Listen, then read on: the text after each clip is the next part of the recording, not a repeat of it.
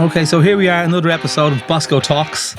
It's a bit of a trip down memory lane for myself and our guest, Peter Smith. I would say that I partly reared him growing up. We've got back a long way. When he was 10 and I had hair and a moustache, and now he has loads of hair, a moustache and a bit of a beard, and I'd love to have so Peter, you're very, very welcome back to Drimnagh. Thanks, Paul. What a pleasure it is to be here with you. You know, the person probably that knows me the best in this part of the world. 100%, definitely. Family is right. And again, when we talk about the Bosco, I think for us, those of us that have been involved in the Bosco for a number of years, and 20 odd years myself and yourself, something similar, it is family, isn't it? Oh God, yeah. I mean, and we haven't always had it easy, you know, as we'll talk about later, but what we've always had is each other. And the instinct, no matter where you are in the world, I remember when John Butler went to Australia, the instinct is get me home, get me to Galtymore Road, get me where the rest of the boys are. If they're in the Eleanor or wherever they are, whatever's happened, is to be together. And it's great, and it will always be. And it's funny, whether they're current players, whether they're ex-players, current coaches, doesn't matter. That Bosco family unit that other people in other clubs don't understand sometimes, and that you can't build, you can't buy. It just, you know, was created here, and it's the thing that I'm the most proud of. And it shaped me, saved me probably, to be honest with you. So yeah, delighted. Anything I always say to you, anything I can do up here, I will always do. This is home for me. And I honestly believe every football club has something similar, I'm sure, but because this was our bubble, and because Drimnagh was, as you say, we hadn't got it easy. We haven't got our own pitch. We have Ben Madigan Road, often mentioned as the hallowed turf by journalists along the way, which we've all used from time to time. But we had, growing up then, we had the road leagues, which was, I'm sure everyone would have had, well, we called them road leagues. I think everyone else tended to call them street leagues.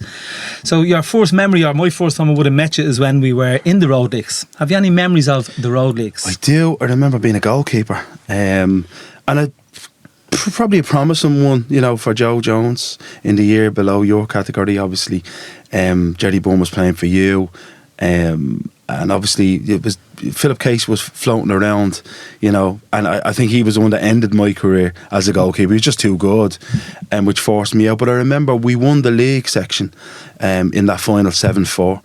You had players like Paul McManus, Trevor McElligott, my best friend in the world. Stephen Dart is probably the best finisher we've both ever seen. John Collins, David Ralph. I could do this all day, and I know you could do as well. We had fellas like Jerry Cloak, Lord of mercy on him, Robbie O'Connor, Willie Redmond, Justin McKeown, Justin O'Toole. Fellas that do play, did play, stopped playing.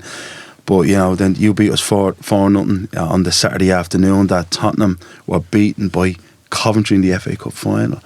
We were under nines, and I remember Joe Jones turning up in his Coventry gear. Oh no, Spurs suit, was because he was a Spurs fan, but he had spent time with Coventry as a youth, I think, when he was very, very young. Because Joe Jones was a very talented man, a great footballer, and a Bosco man at one stage. So yeah, those are my memories, getting hammered and being intimidated by the slightly bigger boys. But God, you know, what games, and you know, on that hallowed turf. I mean, you dreamt about playing there as a small child. Or, you know, I said to you the other day, you know, the clink of the boots walking around on the concrete, you hadn't made it as a person really, or a footballer, unless you've worn the yellow or the black and white, walking around clinking those boots on the concrete on the way around to Ben Madigan Road. And I think when all those names that you mentioned, like obviously I remember them, they're all under 10, 11, but I mean I was only 19 or 20. Yeah. So as people got older, I was hoping that I'd still be playing. And you were? When the lads were. You were? Sure, the lads were in the early 20s, so I was only in my early 30s. You were? So I ended up playing with them for years and years. And I think the amount of times that we've seen that group, or any time you bump into any of that group, because every one of those are between 48 and 49 this year. Yeah. So everyone's going to be turning 50 in the next 18 months or so, which is, and it seems to have gone by in a flash. Yeah, it has. And to be honest with you, you know, we're all still in contact. I speak to John Collins. He lives in the UK, obviously now. You know, it's and when I meet the lads, I still see 18. You look at Ian McDonald, the best header of a footballer. Well, probably Theo Woods, one of the best headers of a footballer I've ever seen. You know, if we go down that road, why not? Yeah, we'll be here all night. Theo, and myself, and we all know Paddy. Yeah, and I remember we were on a Paddy trip. Doyle, yep. We were on a trip, and the big discussion was who's the best header of the ball, and I went in and said Theo. And Paddy, who'd be probably the best friend I have in football, said to me, He wasn't on The difference with Steve was he could play the two positions, centre half or centre mid or centre forward, and could be effective each way. Whereas Paddy, you're a centre forward all day long. A great finisher. But isn't it bananas again? The thing that we think about, the best header of the ball, because we had Ivan, who was the hardest shot. Yeah. So we all had sometimes we had little tags, you know. Kevin Hedman was called Kerry Gold. That's right. Because he was the only one that turned up in a Gaelic jersey. Underage. He was handy, but a smashing hole like Kevin, Janie Mac. Yeah, all those lads. So Ivan Freeman, I remember Paul Tierney, Lagod.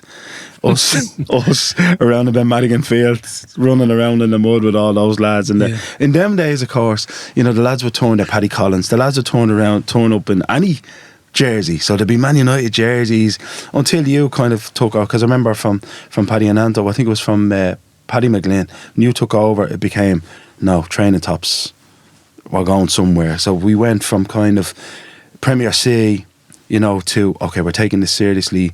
And it's not that the lads didn't. Division 1. Yeah, that's right. That's right. And it got relegated. And it kind of, you know, because I know your philosophy was always fail to prepare, and that, a part of that was how you're perceived.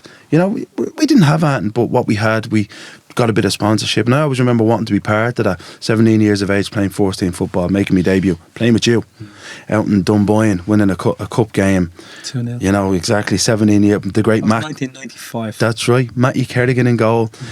Collie Martin playing centre half, which was something I didn't know he could do. You know, Paddy Collins playing right back. He was only 50 then. That was Dunboyne's very first game on that pitch. Really? Because I was away with my brother Jerry, who would have been part of the same squad. We were away in Portugal for an Ireland game for a week. And I remember ringing home on the Tuesday night and having my mum, she was reading out the fixtures. And I said, just our one. But she had to read out all the fixtures. Nivea Cup, Dunboyne versus St John Bosco, Summerhill Road, and that was before motorways. Yeah. And it took us about an hour and 20 minutes to get there. I remember. But we beat them 2-0. And it was the official open, because that meant we got Drimnagh United in the quarter final. It was the Italian Embassy Cup. I remember. And I think I got man of the match in that game, but didn't score. But then we got Drimnagh in the quarter final, which is the first time we ever met in the AUL, as far as I know, that Bosco ever met Drimnagh United. But to give you your credit, I nicked a goal off you. It went across and it just touched off me. You got, to be honest with you, done the work. I think Mark Jenkinson got the other one. He did. There's a photograph in the paper where I've Jinky jumps into my arms, so you can see the 9, and people saying 9. Sniffer. As I got older, I ended up going further forward for some peculiar reason. That was Dunboyne's first game, because I met them. They got to a Club of the Year final, and I was on the FEI panel for the Club of the Year.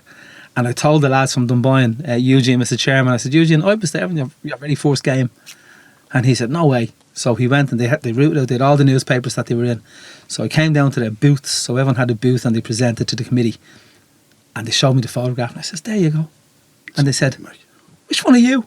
Because in 1995 I had a bit of plenty of hair, and a moustache. I was laughing. I came in here too, so when I came in here on Saturday, obviously I had to shave. I normally have a beard, but obviously for what I'm doing, shaved down to and the roles have reversed. I mean, me and Trevor and I used to look at you, you know, the moustache gang, you, Paddy Collins and all. I'd never have a moustache, and of course, yeah, it was a trend. Of course, everyone had a moustache in the 70s and 80s. Well, you're not that old, Janie, Mike. But yeah, I mean, God be with the days. You know, they were great days. And learning, and I remember being hugely intimidated in those days, because of course you're 17, and not believing that I could kind of play at that level, because you're kind of messing around. I know you brought John Collins in, you brought Ian McDonnell in, and then you kind of started thinking, no. And then I was brought in, I think more to teach me a lesson. That, you know, to how to be a man, how to conduct yourself, how to behave, and obviously yourself, huge part of that. And I remember, because I was brought out to Swords Celtic, and we drew 1-1 with them. Actually, Steele scored. He put me through, and I missed the chance. I kind of tried to slide around the goalkeeper, but he got his hand to it and pushed it. And I think that maybe yourself and certainly Paddy McGlynn were like, okay, he might be able to kind of join the group, kind of thing. But I remember, you know, I was being a bratty kid before that, and I know I was brought out to teach me a lesson with men, because I remember being in a training session a couple of weeks earlier, and for some stupid reason going in on the kamikaze sliding tackle on Fran Kerrigan. I'm sorry, Matthew Kerrigan, and missing him up with Frank Carroll. No, Matthew Kerrigan and Theo Woods went for me, and only for Paddy Doyle I wouldn't be here. That's all I'd say. But it's the tough love. That's not what we do here at St. John Bosco. We look after each other. If you want to be part of things, you learn that, and you learn it quick. And I did. And I think, but again, when you mention those names, like obviously I was the oldest of that group. By about 2 years. Paul and David and John, the two Murrays and John, when they moved on, and then I was the oldest, and Paddy was the only other one then. But then, because there was only probably 10 years between us, but then I had the likes of Ray McHugh's team and then Willie Kavanagh's team that had the likes of Noel Donnan, Ducker Eamon, Mick coming through, and then you had the Ian Mortis and the Brian being Lord rest him, and then you had John Shannon, and all those players that came through from that squad. Sean Mangan, who would have played as well. Robbie Mears would have played for us. Graham Dunn, again, Lord rest him. Some great lads that came through, but we nearly all read each other. Oh God, yeah. Because there was never. To me, it was never a father figure. It was like an older brother in my head anyway. Oh God, well that's the way it was, to be honest with you. I mean, to give you our due and more due, to be honest with you, if Paul Martin, I'll talk about you now you're here, Paul Martin said you've done something right, the general consensus was you've done something right. And you can't give somebody a higher compliment than that. The older I get, you realise that some people are, that fella would blow smoke up your arse. No, this fella won't give you a compliment unless you do it right. And all the lads, not one of them broke rank about that. Whereas Mango, you mentioned Mears, I've probably heard him say 5 words in my life. He was like that. He was very quiet, Ducker was like that, even though Ducker is, full of hubris. He's that character, very confident, always was. But the general consensus was, if he's giving you a compliment, you could see the air going into the chest. And it's a big brother thing. I'm doing it right, I am doing it right. And more often than not, I mean, you would have probably the first manager I played for that was like, no, we're playing it out from the back.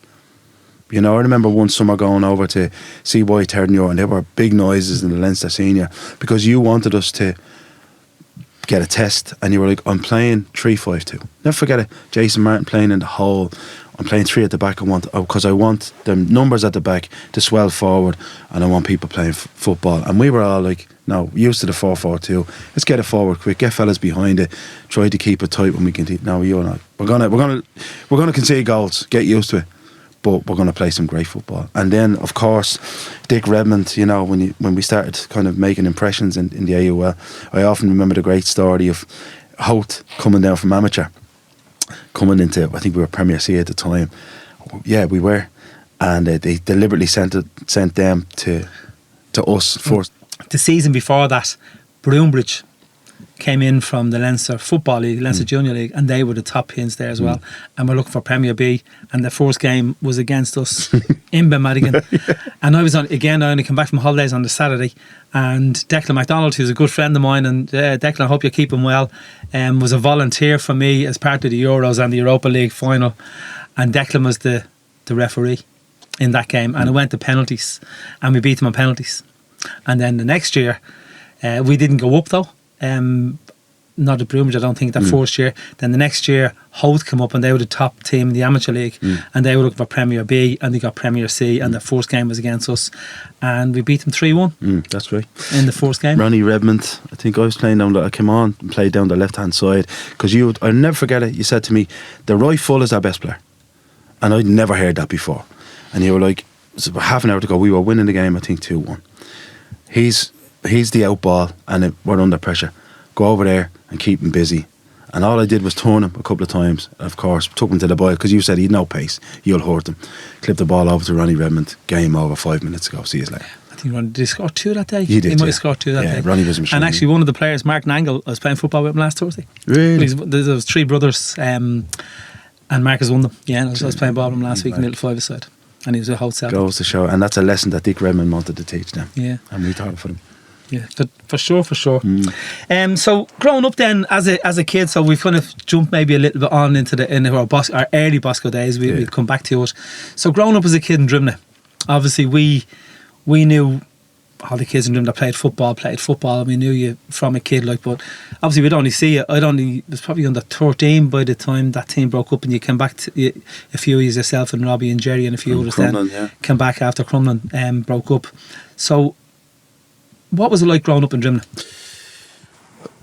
I've never felt anywhere. I mean, Drimnagh is my safe space.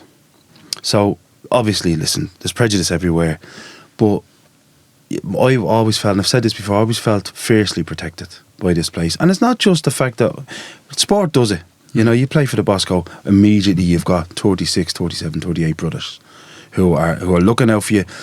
I was a lounge boy, I think, in the Eleanor, so I'd see all these faces. I mean, you know, Trevor Carlin, who I idolised as a footballer. I'd go around and I'd watch the Bosco in Ben Madigan Road. I'd see all these great players. You know, Fergus and all them, Ferg. You know, Collie Martin, Garrett Martin. You just wanted to be amongst them. So for me, Drimnagh was full of people to aspire to on all levels, whether it's football. You know, obviously we've got, you know, Patrick Bergen is from here. We were talking about Johnny Murphy earlier on, all that stuff. So I never felt marginalised like a black kid normally would. I always, if I went into town, for example, and somebody said something bad to me, if I was with my nana or my mother, we'd get on the 22 bus, or the 23 as it was in them days, and I'd feel I could breathe, because the people from here, you belong to us. So Drimnagh, I think, is one of the last great communities. And people can come in from all over the world. That's great. As long as you contribute in this place, as long as you do your bit, you become a Drimnaghite, if you will. And I always felt that. I always felt it's the only word I can think of is protected here. So for me, it's about banter. It's about familiarity. If your mother didn't have it, the next door neighbour didn't. He looked after you. That's what Drimnagh is. That's always on my. I grew up with nothing, but I didn't know we had nothing. Didn't know, because your neighbours protected you from that. And like Bosco kids, as you know, because you looked after us from a young, you would have known he comes from a family, they've nothing. So like we'll just, you know, we'll look after them. I didn't know that. So there's so many levels of protection.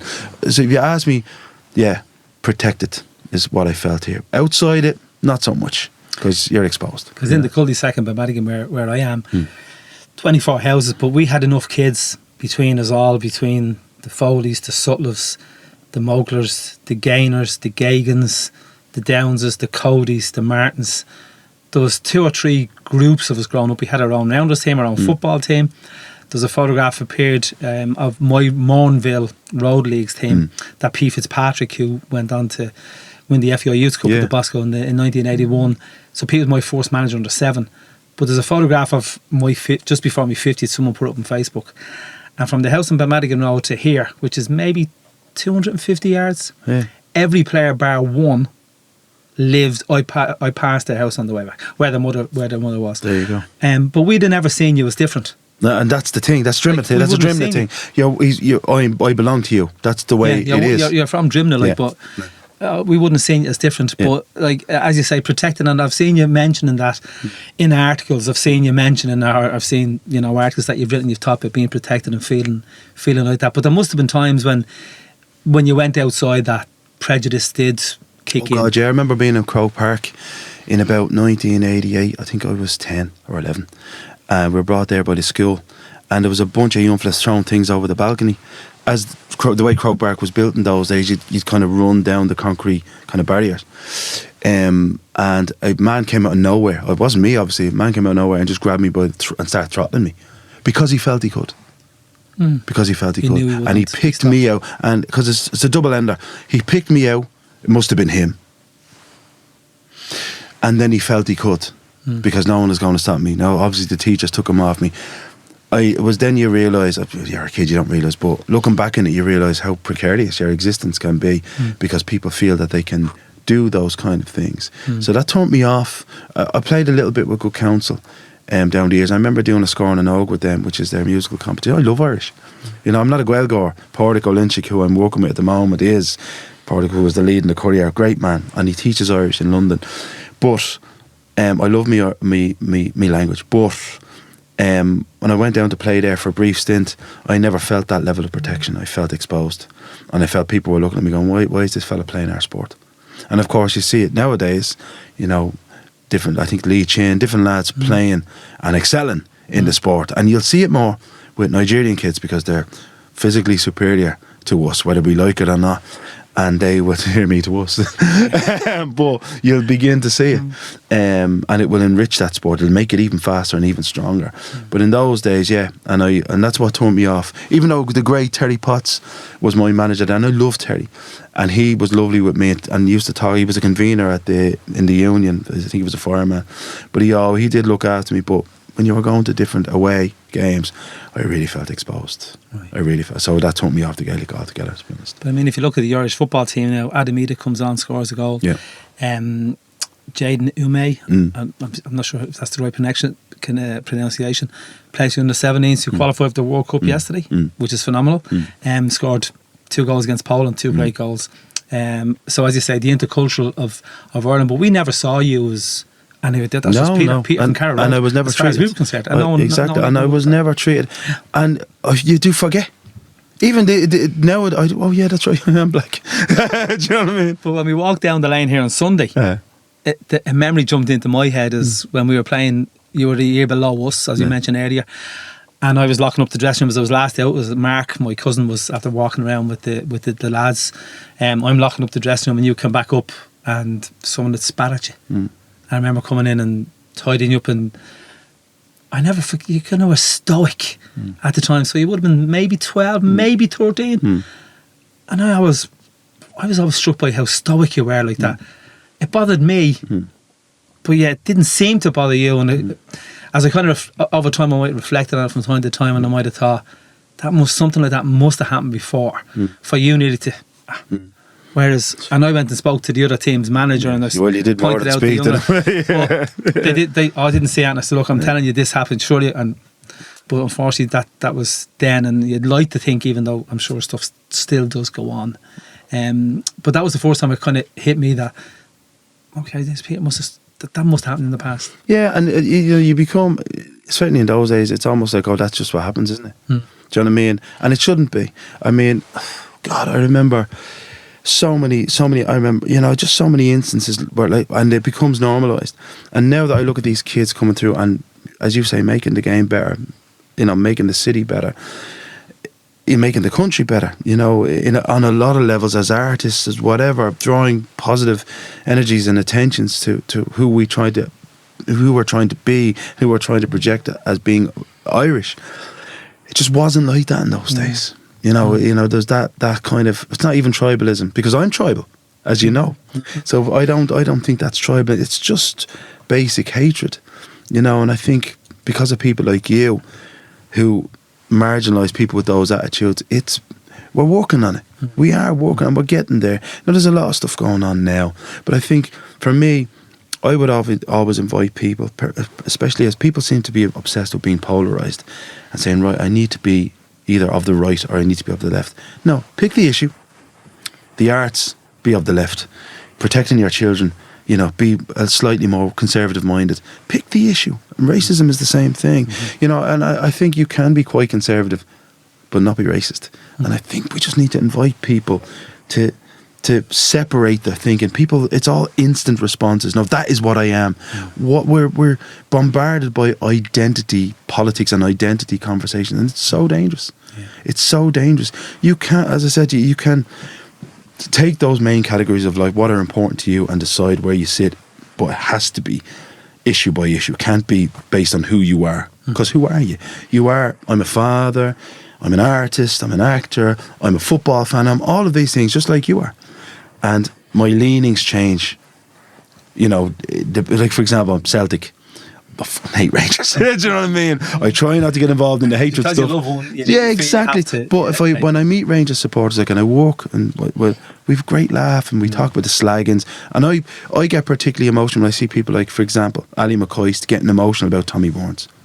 That's where we should be, as people, not as he wears blue so I hate his guts. No, we a great laugh with him and all this stuff. We get there, we'll be all right. And I think again, people like yourself, I'd like to think myself, we will get there, because intellect surpasses hatred, always will. And the song, I mean, it is one good adult. Like most kids growing up, they just need one good adult that they can lean on in times. So I know growing up then on Carrow Road, it was your mum and your nana. where is who you grew up with. Would you like to have a little talk about them? Yeah, I mean, my mother was very young having me, like, you know. I always thought she looked like Sally O'Brien. Yeah, and everyone used to say it. Did they? In fact, the harp ad, Sally O'Brien, and the way she'd look at you. She used to drink. That's like Peter's. Yeah, right. She used to drink in town a lot when she was young, and she'd be approached by the harp people. My mother was painfully shy. Sally O'Brien, I think, was the campaign was the way she might look at you, and. Yeah, she was, and that was what she was kind of famous for. But my nana was my mother was more like my sister. Right. You know, we had that relationship, and we still do. But my grandmother was something special. My grandmother came from that time, as you'll know, your own mother came from that time, where there was, you look after other people before yourself, and, you know, there's just heart of gold, you're putting your family first. You know, my nana, my memories of my nana, so many memories. You know, she'd have her little boogie. She was very family orientated, but she'd have her little boogie because my grandfather passed away 1972, passed away early in his mid to late 40s. So she, you know, to get her out of her shell, her friends brought her down to the Olympic Ballroom, Camden Street, the bars down there where all the old people huddle. The stalls would have been in. Because she'd bring home her bag of fruit on a Friday evening from Moore Street or whatnot, and she loves shopping. She'd kill me for spilling the goods in the second-hand shops because she might get a nice $4 or leather coat for a little or nothing. She was a very stylish woman, but heart. She's the reason I'm an actor.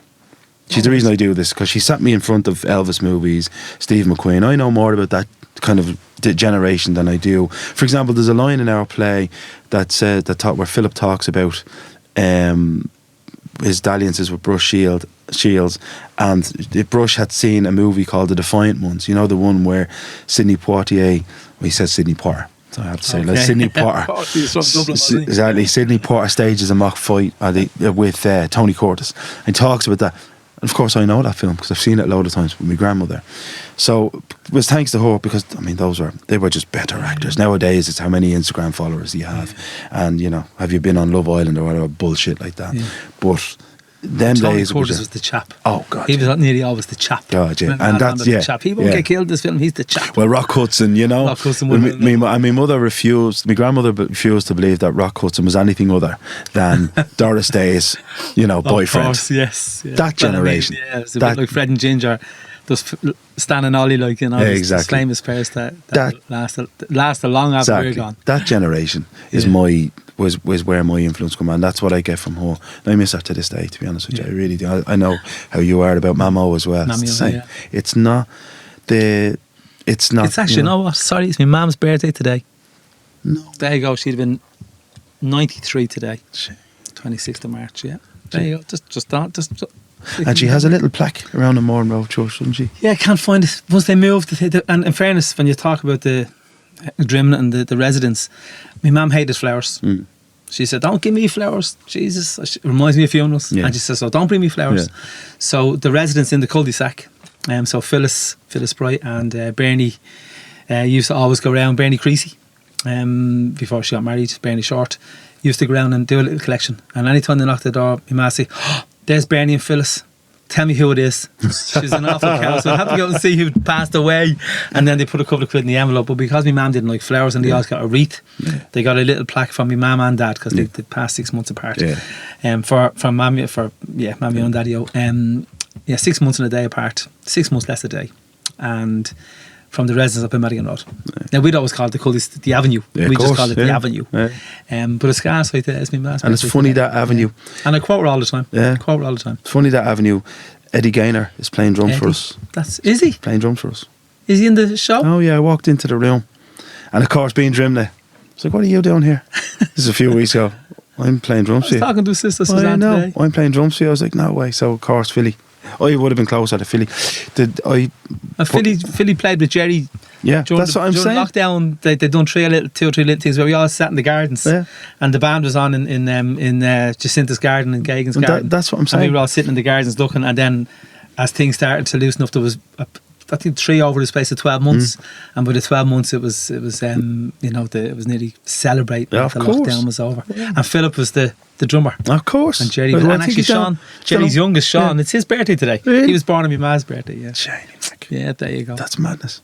No, so we were Yeah, I was always threatening. I've been threatening him. I'm going to get the real Gaynor in here. I'm going to get Philly because he carried me. You know, but Eamon, Mr. Gaynor, like played the drums as well. Oh yeah, I mean it's in them. And we had Mr. Armstrong beside then. Used to play music with us. We've Terry now in the cul-de-sac that plays and Declan, who's back in the Armstrongs, back in his family home. Declan's in a traditional band as well. Jeez. So there's a lot of music in that cul-de-sac Avenue. Alone, a And little it's portion. all that top end. Yeah, those top a little portion of Benner, like, do you know what I mean? It's gas. Benner. But we're so try. We're so, and it's gas. Drimnagh will always pop up. No matter where you go, there'll always be somebody from Drimnagh involved in whatever you're doing. Yeah. Well, we were over in Tenerife a few years ago, and there's a band playing, and we went over to say to the lads, listen, it was a kind of rock band. Really enjoyed that.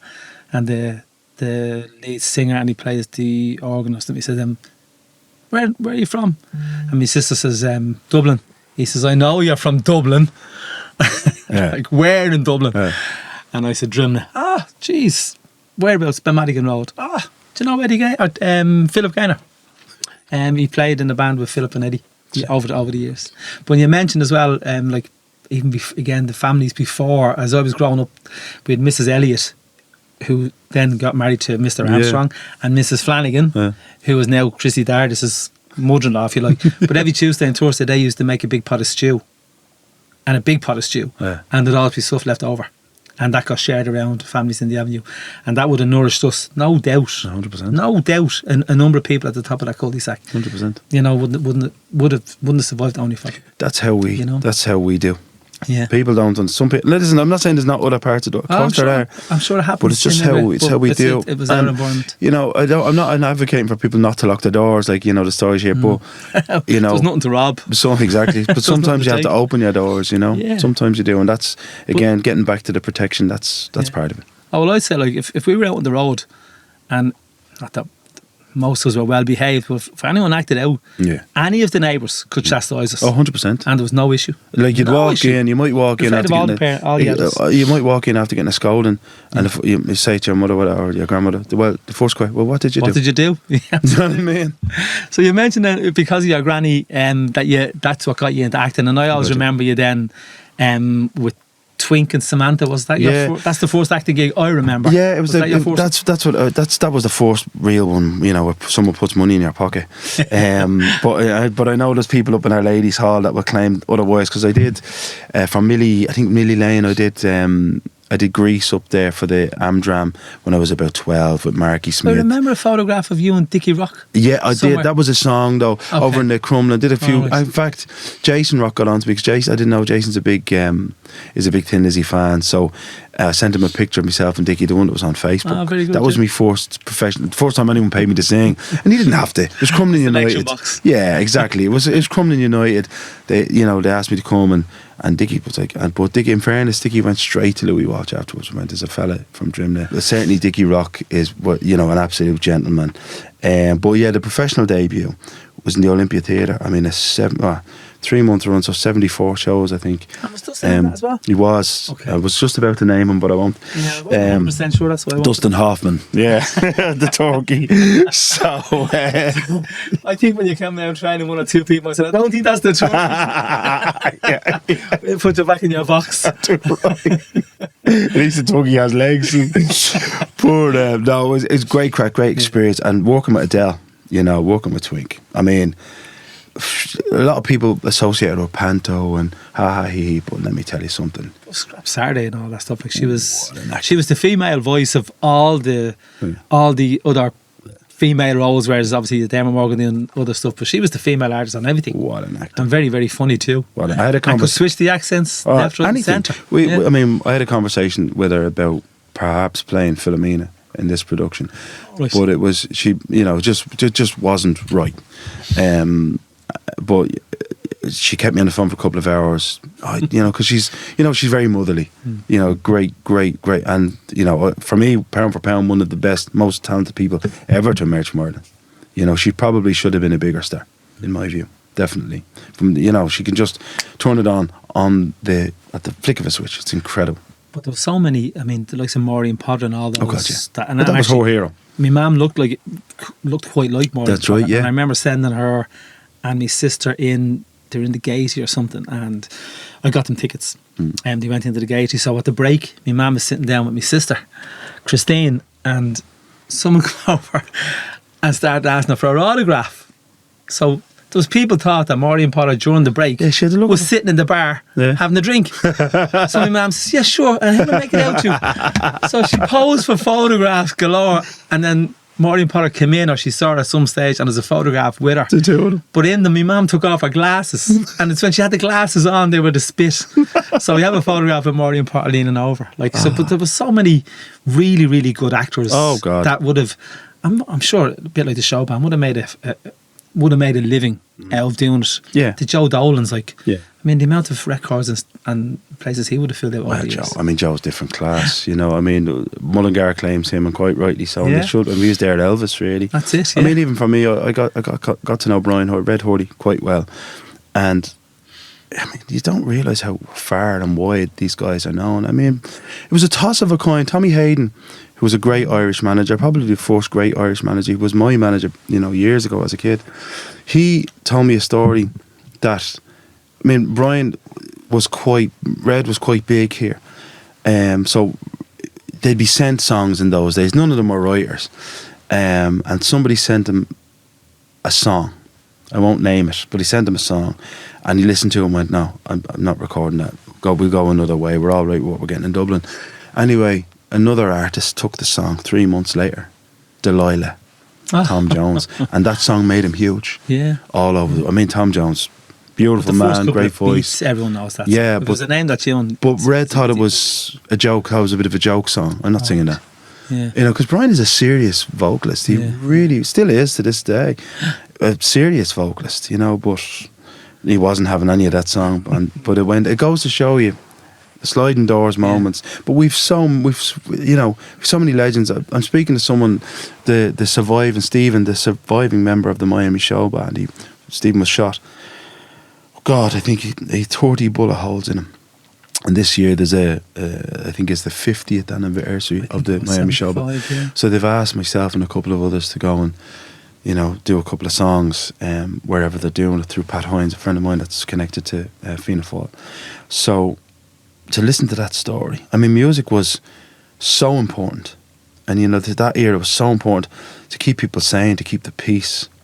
It's this country before our time was on a knife edge. I don't know if I'd have had the bottle to drive around and do what I do now in the way this country was in the late 60s and early 70s. I really don't. And after that was the pantomime.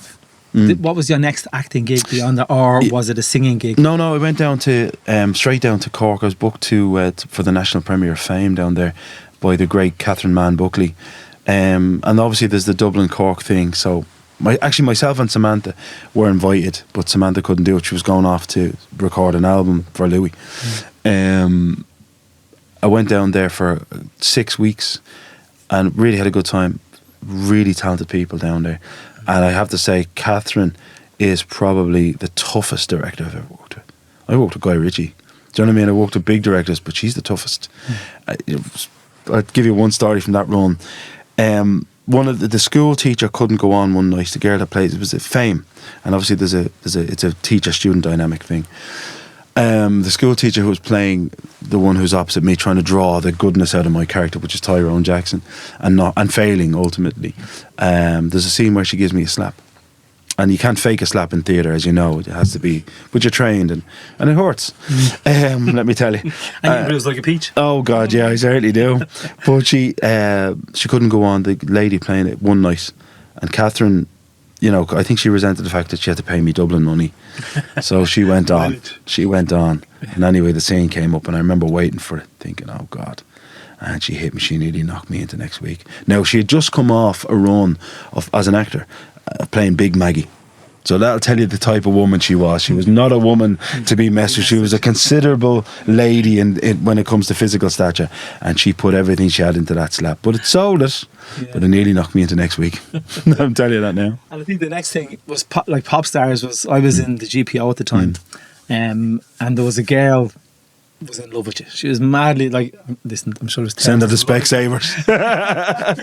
Thousands at every I used to come in on the Monday, and obviously you were doing really, really well, and really. But when you made your big announcement, yeah. Sorry, Davina, I've something to tell you. A what? And the amount of people that said, "What's he doing?" Like, my phone nearly blew up. Yeah. And I was thinking, he's not here. He's not in the room with me now. He's over in London or wherever. Yeah. I saw, like, I'm in the house around watching, and there's people flooding my phone, ringing me. What's going on? What's going on? Yeah. I had 3,000. I was your manager. I had 3,000 missed calls. Because you remember the days when you had the Nokia, the 30. That's it. Yeah, it was the basic one. Yeah, you could basically see it. Exactly. Yeah, and a load of text messages. A lot of them from Trevor McElligott. Like, what do you do? But what an experience! I had no choice really. I had no choice in the matter because it was to finish up. Yeah, but the experience itself must have been. That was incredible. Absolutely, they put you up there, and I have to say, I thought the best song you ever sang was the one that your last. After when you knocked out, revealed the nerves are gone. Yeah, as you quite rightly, nerves are gone because I thought you couldn't release that now. Honestly, exactly, I really did. the nerves are gone. Yeah, and it's a shame. But the great thing that came out of that was the fact that now people can go. Of course, they wouldn't get away with it now because it's age discrimination. Imagine being too old for something at 24, 25 years of age. It's like the over 25s. There's a fella's a banger if he's 34. Do you know what I mean? You just wouldn't get away with it. And that's good. So they categorised it straight after. You know, you're over 25s, and they chose that age, for obvious reason. So they categorise it then, and then groups and all this stuff. But I think I remember when you came home on the Monday, or you rang me on the Monday. We were training on the Tuesday, and there was kids queuing up from here up beyond the Spar, and I was thinking, you've all seen Peter every day for the last 20, like growing up, and all of a sudden because he's on the telly, and they should have been like that. It's just him. Like, it was just. It was just that was nice, but that was more a club thing. That was us. Yeah, it was. Yeah, that's the great thing. It's not. It wasn't like you're famous, because it wasn't. It's just us. Well done, well wishing, and that's what I'm saying. Your success, and I genuinely mean that about Drimnagh. Your success is everybody's success. Paddy Bergen says it. Everybody says it. Everybody shares in it because they feel it's like, for example, there's enough written in the Sunday World, and there's enough coverage going on about stuff that's going on now, and particular people from Dublin 12 that are doing things, whatever. Won't go into it. On the negative side of things, we always need to celebrate our successes, and I regard my success as our success, because I wouldn't be in any way doing what if I wasn't from here. If I hadn't gone to Our Ladies Hall in Mourne Road and started, if I hadn't been raised in Mourne Road primary school by John Doran, who was my teacher and who picked me up when he heard my voice and went, moustache, by the way. Exactly, and a great man, Jerry's teacher as well, a great man. You can sing up here to the front, you and Gavin Marr. Gavin can stand on a box because he's tiny, go and sing somewhere, and gave me a song to sing, Nora. You know what I mean? I didn't know what I was doing. I just knew that this man knew I could do something, and it just snowballs from there. Then you had to go, Millie Long and all the people from the choir who was involved in Amdram, going to put you in Greece, but you have to act. You have to speak. So that was the first time you did acting, a proper acting role. 12. Drimnagh people. Yeah. Looking at you going, I think you can do that. Because there's great people from here, people that were involved in great things.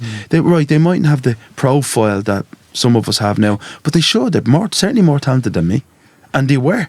These are people who could dance, could sing, could act, could do anything, and they could organise because they had to, So that's why I'd have a particular BME bond about if anyone tries to do anything to Our Ladies Hall, I won't let them. Just won't. I think we all put our heads together and do what we do. Look at what yous have done with the Bosco. Place was falling apart. That's incredible, like what's happening. And Brian and all the team have said no. We're going to. And I walked in here the other day and I was in shock. Shock. I can see in your face. Because what we can do when we decide to do it.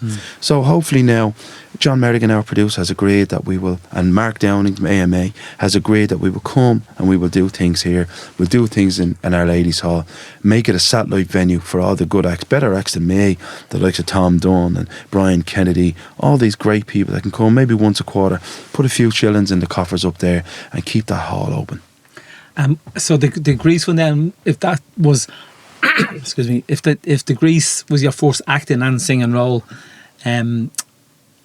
was it a slow burner where you kind of doing a part-time, because obviously you ended up, it wasn't paying the bills for you at all, so you had to get a normal job. I was always working, always been working, and there'd be times when you go, I've never been the type, I wouldn't have the courage like the likes of, you know, Johnny Murphy did. You know, these are lads, you know, the gig is when you're an actor, sign on. Sign off when you get a gig in the Peacock, sign back on again. My thing was get a job. And if anything comes up, can I balance? Like I got the Red Cow from June Rogers, for example, back in 2001. So I was working for McConnell's. No, I was working for Marsh Financial. And I'll never forget it because I was in that building when, not the building in New York, but in their other sister building when the Twin Towers were struck on September the 11th. Their office was struck directly. There was people on the phone in Dublin to New York when it was struck. Won't go into that. But I got the Red Cow, and I was literally leaving, getting the 22, going home, getting up to the Red Cow, doing the gig, then going back to work, doing it. And I was on good money. Was it like dancing and singing? Yeah, I was on good money, really good money. Yeah. But I knew we're from Drimnagh. Yeah. We work. Yeah. That's what we do. I don't understand, because you think in 3 months this will be over. Short money. Yeah. You save enough, you might have a better holiday, you're not going to retire on it, but you have to go back to work. I'm still like that. I still have to work. I have a production company now for what we do. I'm involved in the production. Well, I put it in my contract, and they had no choice because they didn't have many, to choose from. But they were graciously kind of allowed it. But yeah, I'll always work. But unless something massive, no, come here, this is big, but even bigger. Unless somebody hands you millions, you should always work. Yeah. And I think even I remember when the FEI role came up that I got back in, I was 41 when I joined the FEI, but I remember seeing the ad, and actually someone in the post office showed it to me. And I says, I'm not sure about that. And the last day, as he was leaving on a half day, he says, he knew today's the deadline for that job, isn't it? And I went, yeah. And he said, did you not apply? And I says, I filled it up between 12:30 and 1. I went into Woodkey then and met Gay Mitchell, Brendan Kenny from Dublin City Council, John O'Halloran, all the rest of them, and Willie, myself. We went in to have a discussion around, and it led to the all-weather pitch and brickfields. But I'm still convinced if my mum was alive, I don't think she'd have let me at 41 leave on post. But I was the first one. But to give you your dues, and I keep using that phrase because I have to, you were probably the only one that everybody expected. I know you did. Everybody expected you to have a career in the game because you had dedicated. So an awful lot of stuff in your life, and I'd say it to your face, that you've sacrificed, and you know what I'm talking about, in order to better yourself in the game of football, in the name of bettering other people. So we all expected you to do that. When you got those jobs, we weren't going, Jesus. We were like, yeah. And what's next? Do you know what I mean? So it's the biggest compliment you can pay to somebody. That was just your path. And anyone that I've come across and they know you, which is an awful lot of people. Yeah, sure, yeah. And we were trying to get him to do other things as well, but he just didn't. He's not able to divide himself into 2 or 3. So if ever there was anyone that was meant to do something like that, it's you. And again, it's a Drimnagh thing with me. And when we're all top, Trevor and I were talking about it, we puff out our chest, yeah, he's from here. He's one, and he coached us, and he put the hard yards in. Not a penny. And I'll say it to you because I know you would never say it. Nobody ever paid you a penny here to do anything. No, you know what I mean? It was always I want for the betterment of others and the betterment of the club. So you deserve what you have. But I think when you were saying about it's in us to, because my dad was a labourer in CIE, worked there for years, and then I know what my older brother Pat, John, and Christine would have sacrificed because they had to leave school early, and I still don't know how my mum paid for the books. I remember when the book bill came in, I brought it home, and I was thinking, it's just going to be thrown in the bin. I still don't know how she managed to get to pay for the books. And I think back then, how most of the people in Drimnagh would have, I'm pretty sure would have struggled to pay for the books. And I think it's great to see it. Like the school's now a desk school, so it's, I'm not sure how the area feels about having a desk school. I'm sure you might get grants for it, but does that mean that we're looked down upon by others? I'm not quite sure. And I think like Drimnagh's Finest was the book for the 50th anniversary. I called it Drimnagh's Finest because that's what 2 articles from lads in the Star would have written, Drimnagh's Finest. And there are so many people in Drimnagh that are really, really good people. And I think it's great that the amount of people that have been produced by Drimnagh.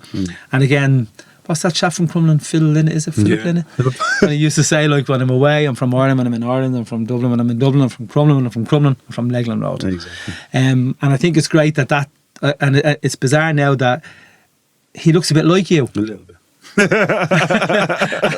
I'm trying to think, how long did it take you to get that after on him? Oh, I know. If you started 3 years ago, is like, if I went to Turkey, would I get mine? No, Would I start on that after? We shot Cold. Because you were rumoured before, like, numerous times. Several times. I mean, Neil Jordan, Venus, in the late 90s, I was only a kid. Neil Jordan, I met him and his writers. That didn't happen. Then, obviously, I met in 2013 or 14, I met Jim Sheridan, and I got closer. Jim was like, I'll never forget walking into that audition. And I deliberately... You had to do an audition. I did, exactly. I did. Not just sending a photograph. I know, but I delivered. There was loads of fellas, a few fellas there, but most of them were white, bizarrely. But I remember walking in, and I deliberately stayed away from the music. What are you going to do, young fella? So I pulled out the book, Philip's book of poetry, and I read Dublin. You were able to pick your own little audition. Exactly, and because it's a dramatic audition. Yeah, of course, so I put a dramatic pause in it. Yeah. And he just looked at me and he put his hand in the air and he went, tell everybody else they can go home. Brought me into the next room with Bruce Shields, and then Bruce took the guitar out and he said, do you know any of the songs? Do I? Maybe one or two, you know. Do you know Dancing in the Moonlight? Anyway, we done it. And again, he just looked, are you taking the piss? Because Jim is very direct. Are you having a laugh here? I was like, no, I'm not. Yeah. So then he started he went to the family and was like, I not only found an actor, I found a fella. He said, I found an actor who can sing a bit. And you met you met Philip's mum. Yeah, I'd met her during the Neil Jordan days. And she was, she was all right with it. Her thing was, to be honest with you, she wanted to speak to my mother. And I thought that was bizarre. I was like, what's going on? She spoke to me for 5 minutes. She said, oh, you're lovely, you're real handsome and all. And your hair's short. Philip sometimes, kept his hair short when he was young. I went, can I have your mother's phone number? I was like, what's going on here? So she went out to a hall, as in those days, the landline. Yeah, of course, yeah. And she stayed out. She stayed out there for an hour and a half. Talking to your mum. And they kept in touch. She wanted to know if I was one of those kids that was born with a silver spoon in his mouth, nice. Or did I have the genuine experience of that Philip would have had. And once she knew that I did, she was like, absolutely, this will work. He'd be around 70 now, wouldn't he? He was 75 in August. He would have 75, been. Was he would have been last August. Yeah, so there's a lot of people still around of his vintage that I've spoken to. Yeah. And the overwhelming feeling that I get is not that, this great god of a man, which he was as an artist and certainly a man, but how much they miss him. People seem to just miss their friend. Yeah. He was, a lad about town, time for everyone, the type. I suppose the biggest thing, I remember listening to you once or twice, and when Moonlight came out and you were promoting it a bit, and the amount of people that come back, he sounds just like him. And I was thinking, sounds just like Peter to me. But obviously, the Dublin accent, the Dublin 12 accent, almost Drimnagh, Crumlin, across the way, not much of a difference. But then people in Drimnagh, we think we're different to people in Crumlin and vice versa. Exactly. But I think that authenticity is something that you'll have, and obviously you do resemble him. There's no question about that too. Obviously, when you grow the hair a bit longer, as well. So I'm sure. I mean, I can't wait. I know when you sent us the thing the day or two before it came out, I think I'm on table 3 or 4, whichever was on the first night, the little round tables, and I'm sure there's going to be lots of us around that, and I just hope it's going to be difficult. Can say, I'm not there. Exactly, it's going to be difficult not to break that fourth wall, because there is a scene. I don't want to give away. There's a scene where I actually address the audience. Okay, and I have to. So that's going to be the challenge. Because if you've been in the Vicar Street a few times and the tables are there, it's like a 1920s speakeasy. Yeah. So that will be, but you want to be amongst your own. You do want to be amongst your own. So, and I think Philip was very comfortable with his own people. In fact, they were his bread and butter. He didn't want to leave Ireland, but he knew he had to, which is very often the case.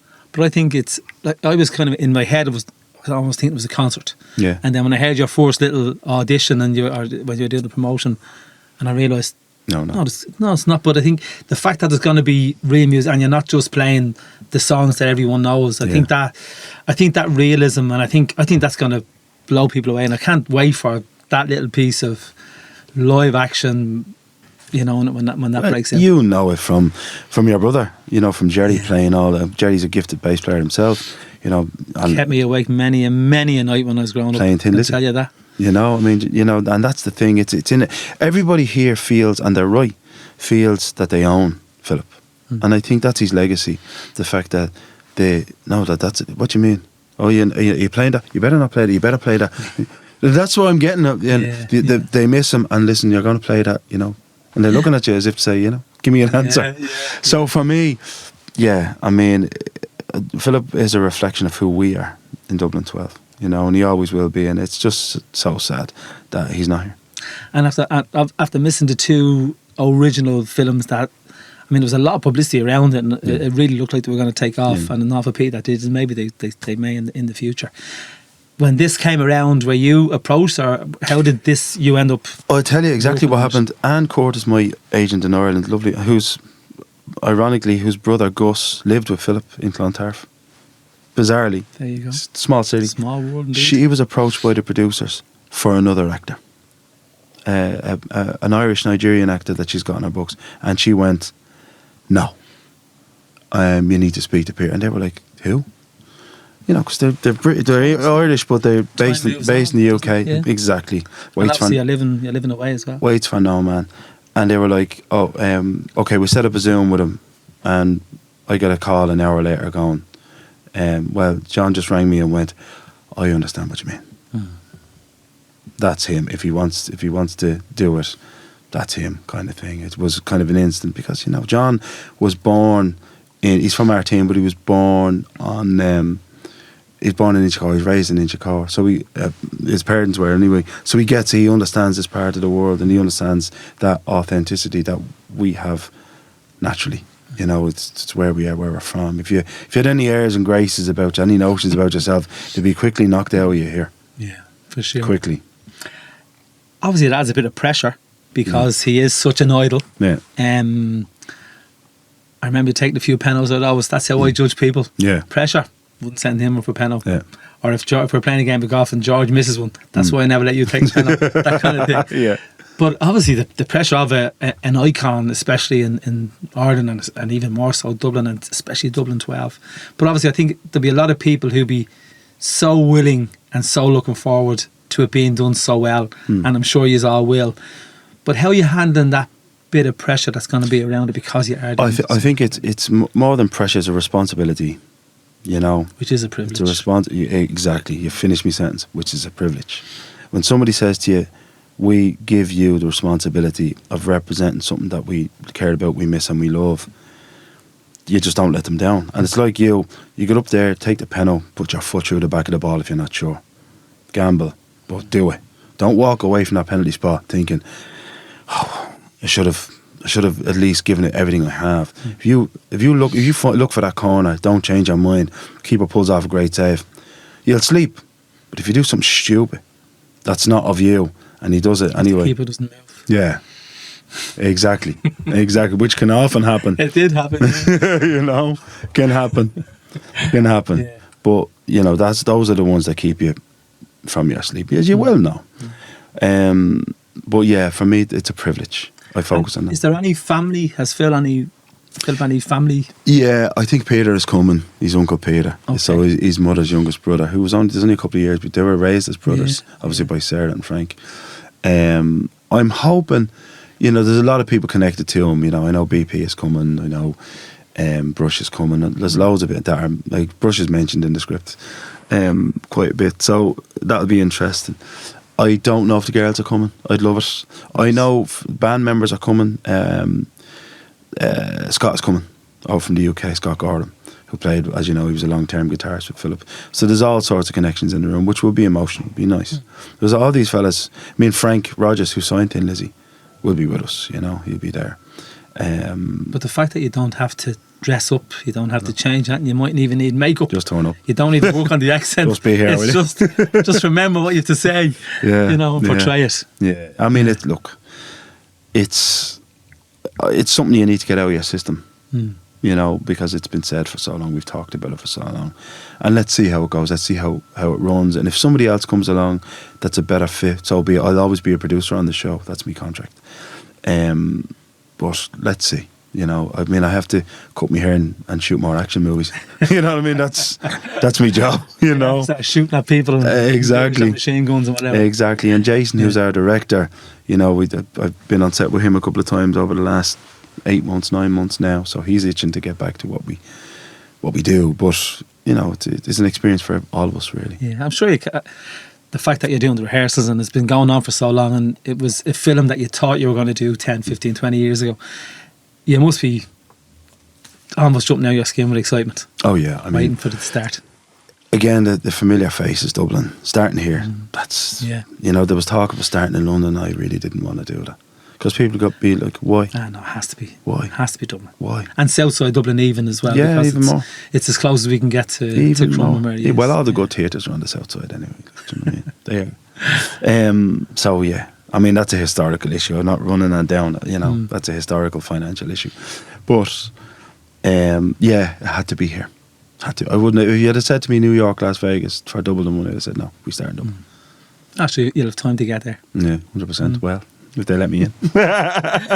So just bringing us back to our Bosco days, as you say, so coming back to the Bosco days, we've been through a lot. I think 2003, 2004 is a year that we will really remember, and even then last year when we lost Steele and Graham Dunn in between as well, when he just turned 40. We mentioned you were away at the time. I remember you ringing, ringing me up, and your words were, look after them for me until I get home. Something along those lines. Which was the next day. And I mean, I was 33. Was it 32? No, 98. Sorry, 33. All right. Sorry, 2003. Get my numbers mixed up. So I was 37, 38. But it was the first time we ever had to deal with anything like Jerry's passing, and because it was sudden.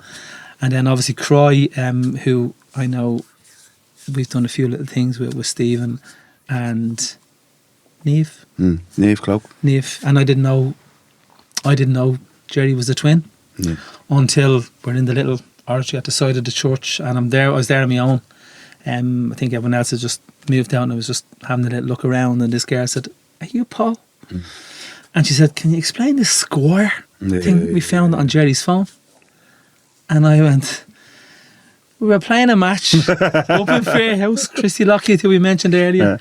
Christy was the manager. It was we beat him 4-3 in a friendly. Jenko scored 2 screamers. And Jerry wasn't supposed to be there. That's I'm giving out the jerseys. And Jerry's sitting there, and I'm going,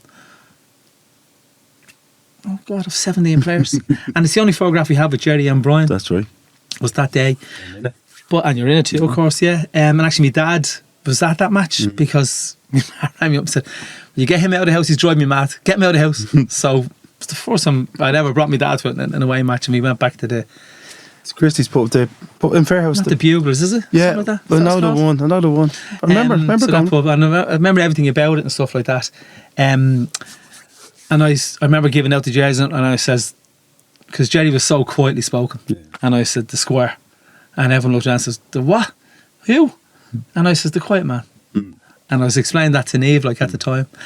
And she said, "We had no idea." Yeah. And I said, "Well, it was only ourselves. There was only 30 of us or 35 of us that would have called Jerry the Squire." Yeah. And then when he passed away suddenly, I remember writing the little piece, "Let the Squire inspire." Yeah.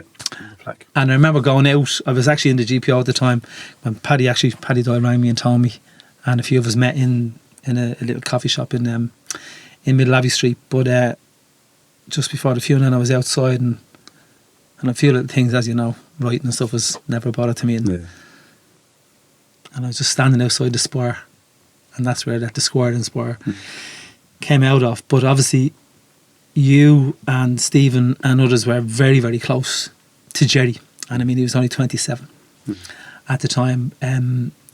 Before we go into how I think we changed in that 12 months, 15 months as a group, where we all became from being close to being a bond that will never be broken, and was shown again last year when Steele passed. You were away, obviously, when you got that news. And I always thought I was asked to carry the coffin. And I was thinking, geez, I was really struggling with this. And then I heard you singing You'll Never Walk Alone. And I remember just when you started, I said to myself, if Peter Smith can sing that today, walking down carrying Jerry is not going to be a problem for us. I'll never sing it again. Never sing it again? I never will. You know, well, as you know, Jerry's name, the Squire, is tattooed on my left shoulder. Myself, Jerry Cloak, Eugene McCauley and Robbie O'Connor were the four that came from Crumlin United to St John Bosco. Willie Redmond, was he on that same Willie, school? no. Same school with Willie, you? yeah, but he didn't. No, yeah, but that was the St John Bosco. He never came. He never came. Back, yeah. So we'd walk for years up to Pierce Up the Park, hill. you know, and then up that stupid lane that I wouldn't walk up nowadays, to be honest I've with you. chased up and down that lane a few times. Exactly.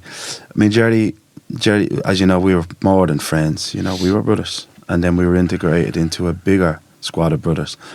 And as you know, how impressive Jerry was as a footballer and as a man, how tall and handsome he was, but more than all that, he was funny.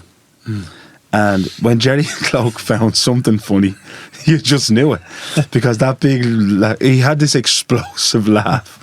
I can still hear it today. I can hear his voice. Yeah. I remember doing a piece for RTE, Stephen Finn, when he was a journalist. Jeez, I'm still in touch with Stephen. I was on talking to him there at the coaching conference exactly. before last. And it was yourself and Jerry who were interviewed. That was your pop stars, that's right. Yeah. Yourself and Jerry that were interviewed for it. And I came across the video. I couldn't believe it. Somebody sent me it. So I put it on somewhere that it won't be erased. And it was the first time I've heard his voice in 23 years, 22 years. And it was lovely. And it was terrible. You know? I often think everything I do, Stephen, I know that Stephen thinks the same, and I know that Trevor thinks the same, we all think the same. Everything I do, I wonder what he'd think. Because he used to always ask me in those days, Jerry'd pick up a newspaper. I might be rumoured to be something, whatever, connected to somebody. So usually some girl or whatever. Is that true? I'd get the text, and I'd tell him, as no, only the closest friends can do. Exactly, and I'd say, no, Jerry, it's not true. And the next of all, I'd hear him with his newspaper with the lads on the wall. It's not true. He wasn't with your woman or whatever I wanted my girlfriend at the time to think. But yeah. The feel. I remember the feel. I remember you were the first phone call I made, of course. And the feeling of being robbed is something that never. I remember speaking to Mark Jenkinson, because Mark is always the second phone call I make. The first phone call I get is always Trevor, because Trevor wants to be the one to tell me everything, because he knows me, he knows how I will handle it or not. And then myself and Mark spoke about the feeling of being robbed, and why us.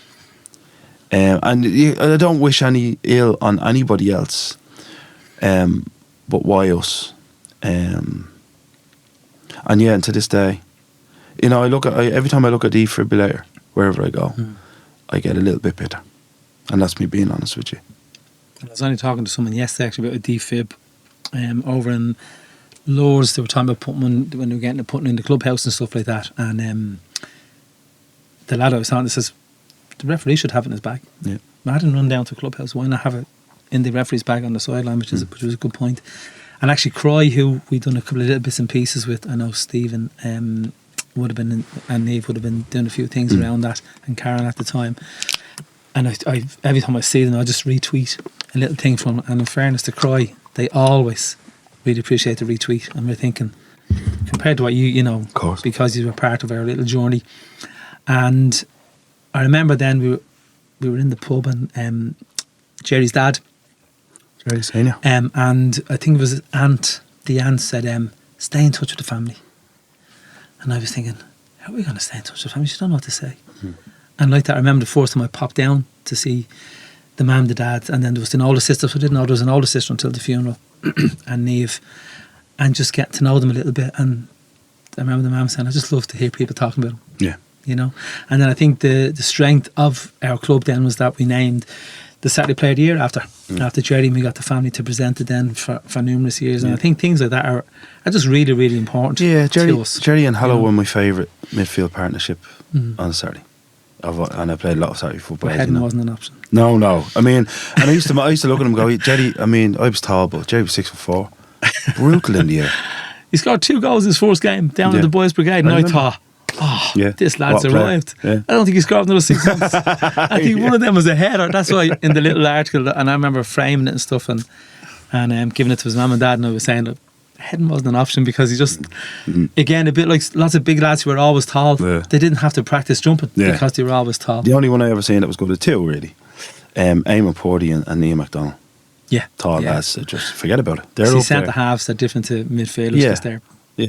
Although I thought Desi for me, as a midfielder in midfield, like, and again, Desi was playing for Inchicore there at the little match there for Brian. And then obviously we kicked into that January in 2004 when I remember we were playing Colester. We drew 1-0 with Colester. No, we beat them 1-0. No, sorry, we drew 1-0 with them, but they were league leaders, and we went up to Kelly's, and Tommy didn't know it was our first match back, and he asked Sandra McMahon he gave her and Marty 50 quid to get down and get a few chips, and Brian said, a bit of a headache, Paul, I'm gonna see it Tuesday, and Ducker then rang me again in the GPO, sitting at the same desk, the same phone, and he says, some Brian's been brought in and that they're finding something that they're not sure of. And I remember Brian then, when he got the operation, and we thought he was going to be okay, and I remember getting the text that October bank holiday weekend, and that February my nephew John passed away. That June my mother passed away. 4th of December my dad passed away, and then Brian passed away on the 28th of December. And I remember the priest asking, what's this SJ? I remember us all walking up with the tracksuit tops, and the priest saying, what's this SJB? And I says, you're kidding, you would have heard Bosco being mentioned, but I never heard St. John Bosco. And I said, that's the club and stuff. But I think, to me, they're nearly bookends. Brian and Jerry, and whoever was in that group, all of us. And again, I think when Steve passed away last year, to see all that group back together, a little bit older, but everyone as raw, feeling the same way, growing up together, working it through together. Which even when do you start back training? You know, we have a week off, you need to start back training because that's what has us together and stuff. Obviously, I was kind of the mother hen, being nearly in charge of it. And I remember my mum saying to Jerry, when I saw the Miller's jersey, my knees just went. With Jerry's, my knees just went. And I remember Marty, her and Damo was saying, we were waiting for that. Marty said, we were waiting for that to happen, like, because it was such a few days. And the jersey, just seeing the jersey with the flowers was something that would stay with me forever. But there was definitely something around that time that brought that 35, 40 people to a place where, I'm not that tragic, but brought us to a place there we never would have. We were very close and stuff, but there was something around that time as someone in the middle of it, as growing up with Jerry and being so close to Jerry. How do you remember that kind of 12, 15 months? Again, As we talked earlier on about being protected, I think it was a case of, I don't know if we felt, why us, if everybody felt like that, but you start to appreciate, we were young as well, and then you start to realise that young people can die too. And then you start really keeping an eye on people, really watching out what's going on. And I was at a stage where people just didn't want to leave each other alone. I think I stayed in Stephen Burns for a couple of days after Jerry passed away. And then I remember, obviously, when Brian went, just everybody just wanting to be together, making arrangements that we wouldn't normally make, in the frequency that we'd make them. Do you know what I mean? Just to watch people. We really felt picked on. And that's my memory of, okay, no more. How was everybody coping? The girls were always very close, but even they got closer.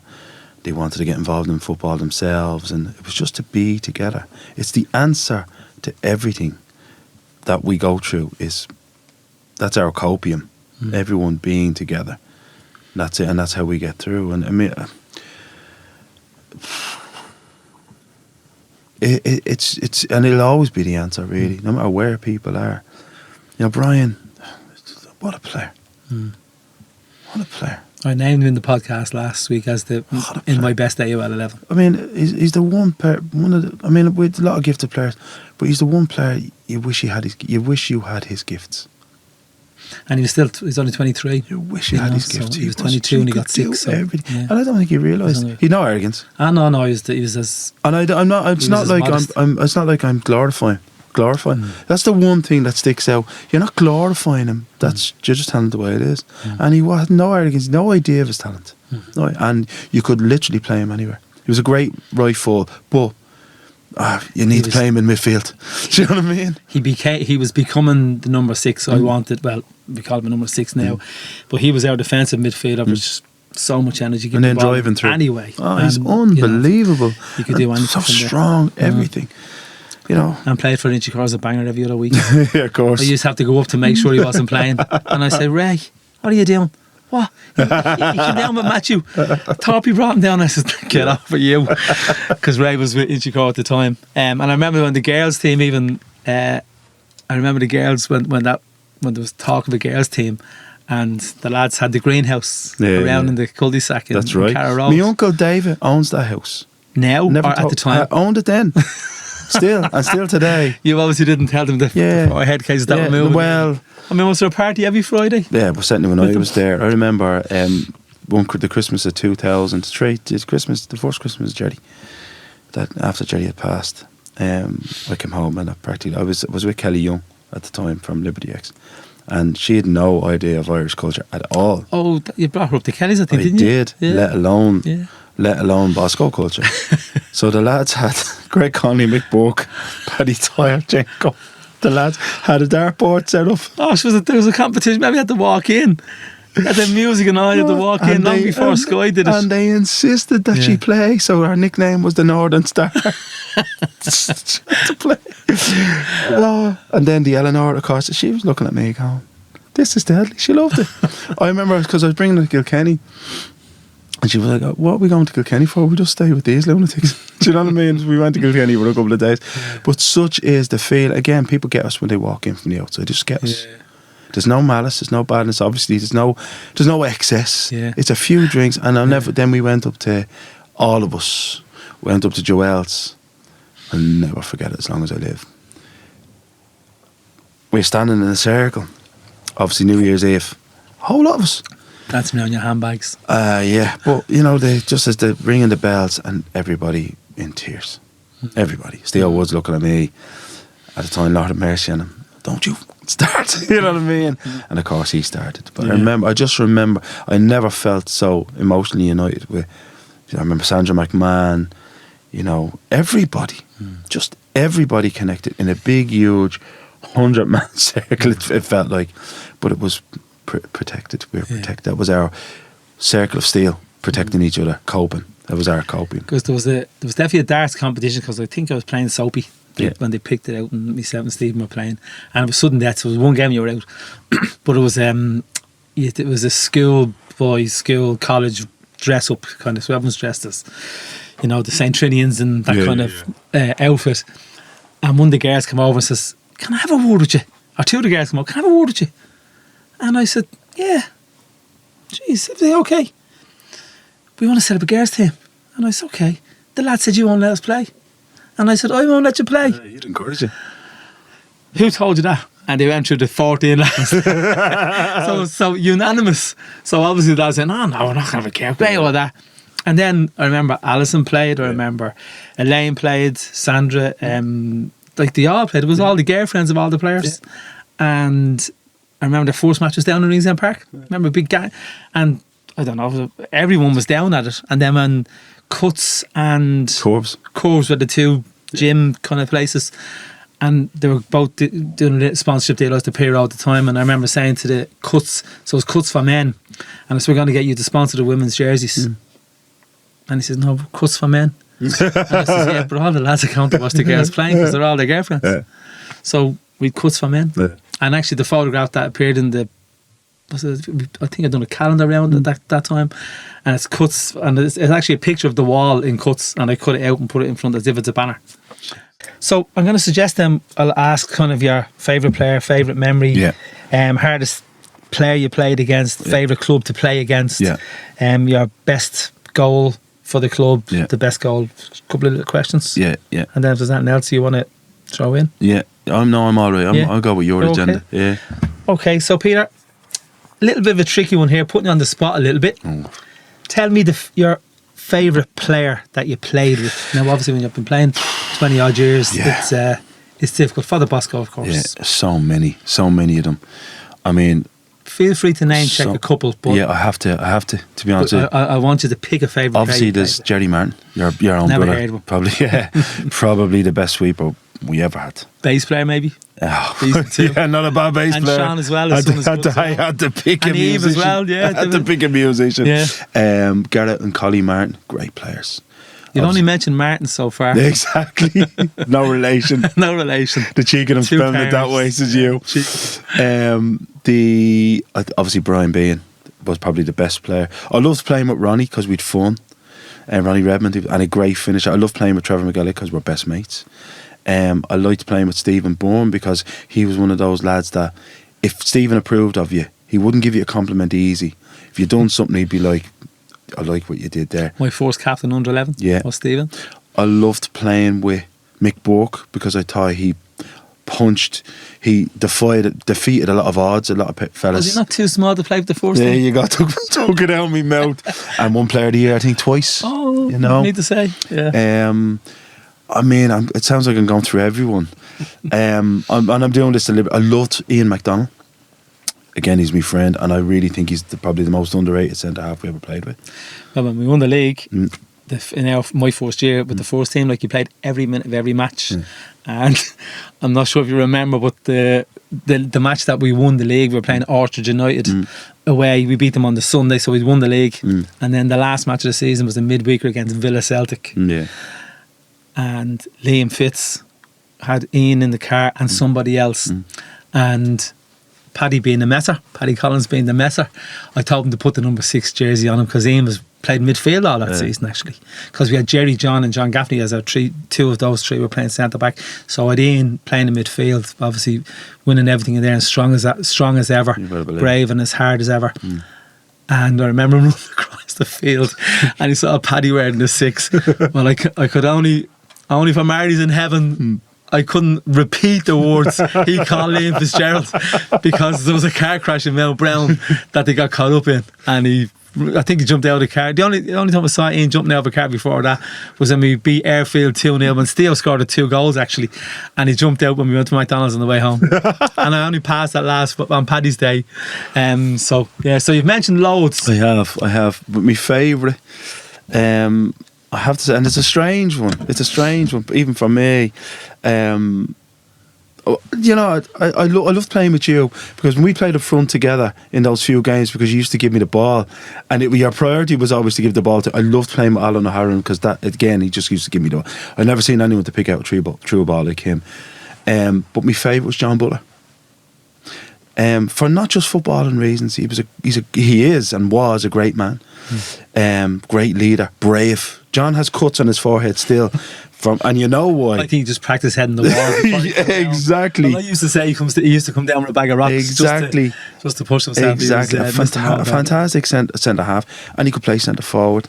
I remember scoring a couple of goals one day, and we were going for the league on a Saturday, and John got the winner. I'd missed a very easy chance just before you played the game, just before that, and John came up and beat me and their centre half to the header to win the game. Because I think in his mind he was like, I'll take him here, kind of. That's the kind of man he was, and I really looked up to him. I remember begging John Butler to manage the Saturday side because I felt that the Saturday management, that when after you left the club, was skipping a generation, and kind of younger players were coming in, and I didn't feel that their cultural way of being was suitable, to be honest with you. As you know, I like to drink and I like the women, but I took my football seriously and I took my training seriously, and I felt that I needed, and I thought, John Butler, he won't suffer any fools, because he had a standard, he held himself to a standard, played the game a long time. So I have to say, JB, John Butler, 100%. I was only talking to lads over the last little while. Those lads talking to me now about players and managers, coaches that are involved in the game now, and said they're struggling. Lads, they get 3 or 4 phone calls before training. like, we hardly had anyone ever miss training. And I think it was because of what you said earlier. Everyone was afraid to let their friends down. There was definitely something. And it would be noticed. Like, it'd nearly be like a bold child if you had to turn up on the Thursday. 100%. So, John Butler so your favourite memory. Again, throw out a couple of memories, but then pick a favourite memory. It's a great one. That sticks out. Probably, and it's a weird one. We were beaten one day, one afternoon, by Drimnagh. Greg Stafford, who's probably the only, and a nice fella, but the only fella that I hated playing football. Do you know what I mean? I didn't like his attitude, didn't like the way he was. I trained a bit because he was good and strong. Great player. Really great. So I was jealous of him, to be honest. And he wasn't a bad looking fella either. Let's face it. So I was probably really He's jealous. Not playing Phil Lynott though.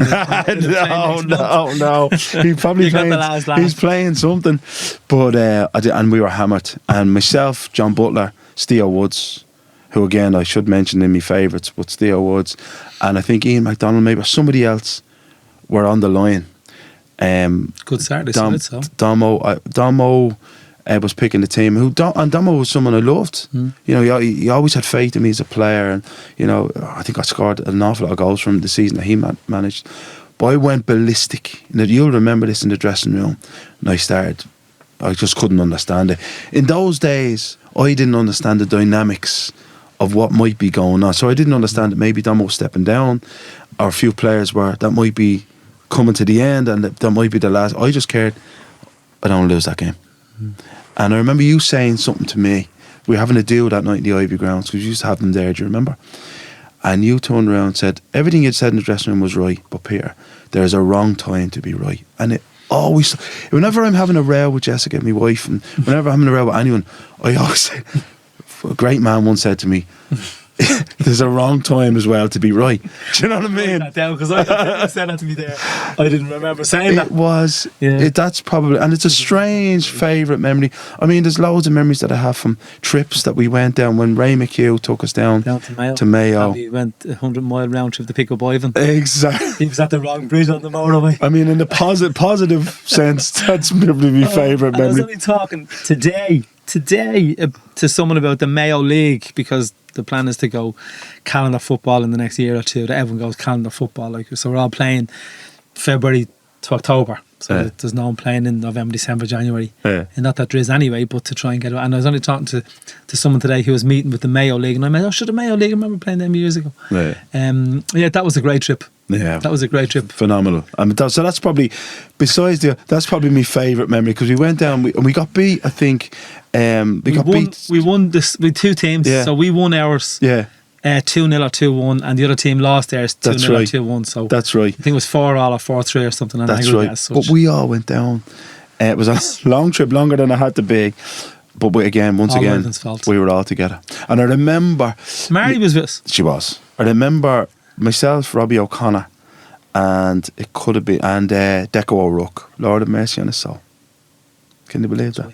Sorry, his wife, that's Karen, right. And her, so I think she was with us. No, she wasn't. No, she wasn't. The three of us were in the same little room. Bungalow kind of thing, yeah. And Mark Jenkinson turned around and went, how can you put them three in the same room? The three egos won't fit in the same room. Did you say egos or Aegis? Egos. Yeah, sure. Definitely. Oh, yeah, I remember it well, because Mark is sharp as a tack, as you know. Me, Mark, Levy and Domo, I think, were going. The three of us were on our way back from the pub or the nightclub, wherever it was.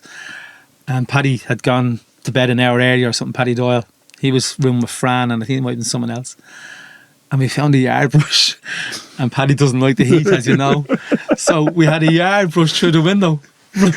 Wasn't sweating, was he? I was rubbing his chest. Like, when you think about it, with a yard brush at 2 in the morning. I don't think I ever seen anyone Paddy sweat. woke up, he woke up now giving out stink. But it's gas, like the little things that stick. I was only looking at that again. I was looking at that photograph reasonably recent. And I remember walking down to the nightclub, because they'd done their lotto, because obviously I would have been involved in none of the lotto here, and they had numbers 0 to 9 or 0 to 6, and you had to put them in the order to be pulled out of the drum. So instead of doing it a simple way, 4, 27, 35, no, they had 0, 1, 2, 3, 4, 5, 6, and you had to pick them in the order. So it's impossible. The odds are millions. Anyway, that's what it was. And we went down, and I remember Ian turned to me and said, I never thought I'd see the day be going to the nightclub with me man. And that's what Ian said going down the stairs. So the gas, the little things that stick in your head. So your best memory then, your best memory or your best goal? Again, go through a couple. I scored a lot of goals on Saturday, but I always preferred obviously the ones, I didn't get many, but I got a few on the Sunday. I remember the year we won the league in the head-to-head against Hamilton. Do you remember that year? When who was managing Hamilton? Your man Ward. Brendan? No. Kenny Ward? Yeah, and he was getting... Kenny's in the Bosco Golf Society, played a couple of times with us. Yeah. Hasn't changed a bit. And he had a great side. A great side down there. We went down there. International, I think Kenny was. Yeah, smashing player. But I scored a goal that year. I got 28 on the Saturday, and I got 7 on the Sunday, because we'd Ray McHugh and Mark Jenkins up front, and they were a great duo. So I'd come in the odd time. I think it was a Green Park. We went up, and I scored a goal after 7 seconds. I was playing up front that day. Yeah, I think you gave it to me. Yeah, probably did. Yeah. And I remember 3-0, I think, wasn't it? Yeah, and because they were a bogey team for us too. Exactly, 7 seconds. I think it's one of the quickest goals ever scored, and I got 4 on the last day against Parkville. Villa Celtic, and that was 8-2. Yeah, that game. Got 4, and I got all those goals in the second half. And I was only talking to Paddy because Paddy was out with him last week, and I was just reminiscing about the other podcast, and he mentioned different things, and I said, I remember we won the game 3-0 on the Sunday to win the league, and everything we're going man, it's my first year now, so I'm delighted with that. And Paddy just grabbed me for a second and a little kind of headlock and a little hug, said, just take a few seconds to yourself. And he just saw 10, 12, 15 seconds. And I said to Paddy didn't even remember it, but like you said earlier, stuck in my head. I remember having that 10 or 15 seconds just to myself where, and it was great little bit of advice. And it was your football. I promised Paddy that he's playing the next match. And that's right. He actually started centre half and ended up centre forward. Yeah. It was the football that you had us playing. Well, that you had the side playing. I remember, again, I look back and things like that, and I remember John Gaffney coming in as well. John Gaffney, I should have mentioned Gaffney. Only talking about him last and I probably will. And one of the questions you're going to ask me, he's probably going to be the answer. And what a man. But yeah, probably the goal against Green Park, because again, I was young, confidence. You're trying to build it, and you'd often give me a chance. You knew what I could do on a Saturday. You'd often give me a chance. And because it was so quick, and because I often felt that people were willing me to do well. And especially on a Sunday, because I remember Collie Martin pulling me aside and saying, look what you do on a Saturday, just bring that confidence to the Sunday. But I was such a Bosco fan growing up that it was very, very difficult to wrap my head around being a player. Saturday, I had no problems. But once I could put that Sunday jersey on, I felt the pressure. Because I'd walked, I played schoolboy football for Home Farm and Crumlin United, and I would walk around to watch Trevor Carlin and all the youths playing first team football for the Bosco, and that's all I wanted to do. And that's why when I was treasurer PRO, when we were changing back to the black and white, I said to George, because he was with the first team at the time, what jersey do you want? Because all the kids, all the goalkeepers used to love watching George playing in goal. So I said, if you're getting an orange jersey or a silver jersey or a blue one, all the kids will be little, because they all idolised George as a goalkeeper. And so they showed, an international footballer, one cap, a great goalkeeper. Him and Emma Bourne have 135 caps between them. Yeah, and and George will tell you, but I did say to Kieran Westwood when I was talking to him, and he said, "Oh yeah, him and George." George, I'm convinced George. He's the only one that has one. He could have went anywhere, I think, in this game. And we all know, listen, where we're from, our culture, our background, how we work, how we look after our bodies. But talent-wise, nothing to touch him. Who was the club you liked playing against most? Believe it or not, Colester. On a Saturday and a Sunday, because I scored Saturday goals for them, and I scored against them, and scored Sunday goals against them. They had real purple passion in their time. And I remember even when I played for Russia that season, your the centre half that you discovered and moulded that played for them, lovely fella, he does the kits now. I remember destroying him in the 4-all draw. Me and Willie Donnelly playing up front. I was only talking with Willie twice in the last week. What a centre back he was, by the way. Twice in the last week. He's going to get a mention. And a good man. What a centre back. Lives up the road, of course, as well. I love playing against them. And Kevin's. because they were my mates. Say Kevin's, and I used to love a bit of time in Central. Exactly. I used to love destroying Gavin Dunleavy and whoever else. Now I remember you and I playing up front again against them, getting beaten badly one day, but I scored. The 2-2 drawn Benner. You and Bricker, you were in Miami. I was after destroying them, and Anthony McGlynn took me off. And I told you, and you were like, I wouldn't have, of course, up here. Get over yourself, do you know what I mean? I've never taken anyone off after 2 goals. And I remember you. In fairness, that's correct, because we beat. I can't remember Sandy Hill. I think Strand. We beat them 3-0 in Benmatic. I scored 2 quick goals. Sean Mangan. Mick Bogan and Sean Mangan get me put a ball between my eyes. That's my favourite goal, because I put it in the bottom corner from ahead of 18 yards, and Sean Mangan put me through and won. And I had the worst second half, looking for a hat trick. And you said, I'll never forget the end of the game. I thought I was coming off you, a big hug. You were like, firstly, if you ever play like that again, I'll take you off. You only stayed on because you were on a hat trick. And we were winning. Do you know what I mean? God, yeah. It's interesting you said about the favourite goal, because I've done a thing years ago, and Don Givens was on a panel that I was on a panel with. Ray Houghton was on it as well, and a few others. We met the Birmingham, as part of the FA, we met the Birmingham Supporters Club, and Mick Cairns was the goalkeeper, who was before your time, but my first match was the 25th of May 1979. We beat Denmark 2-0. I was only 14, and that was the first game I went to see, and I think I've missed 3 since. Yeah, which is incredible. And obviously now I'm working on part of the match operations team now, which is great. Pardon me. But they asked the players, your best goal, and Don Givens said, actually that goal against Denmark, I scored ahead of him outside the box. And I said, I remember as if, and he said that was his best goal he scored for Ireland, which was really, really nice. Who was the toughest player you played against? And you're not going to say that long streaky fella. John Bacon. Do you remember that? It took me about 10 minutes to figure that joke out. And I remember Mark Jenkins just shaking his head, and I said, see the long streaky fella? And you went, no, he's a thought. Anyway, we roped you in that time. Probably Paul. Obviously, being a centre forward, you're going to get kicked a few times. The centre back from Ballymun, Paul Kane. Oh, Paul would play centre back. No, was he not playing? Paul would play midfield. Maybe he played that day, I don't know. But I remember just thinking he was tough. It wouldn't have been Gary McCormick. Gary was about 6'9". No. Centre back. Well, I wouldn't have liked that anyway. I wouldn't have liked that anyway. But I remember playing for Russia against them and just not liking him. He was everywhere. And he hit me. I was never a player that was afraid. But I remember, when a fella hits you and you don't want to be hit. Ian McDonald I played against. Ian just kicked you because he liked you. Well, yeah. If Ian didn't kick you, it meant he didn't like you. Ian had me number, you see. His thing was, and he told me, get close to you, don't give you an inch, and that's it. He said, I just knew how you played. I needed a yard. And then if you give me a yard, forget it. Especially when I was young. But that Ballymun game, I felt I couldn't breathe. Okay. Yeah. I felt like I couldn't breathe. Yeah. Because they didn't give you time to breathe. Yeah.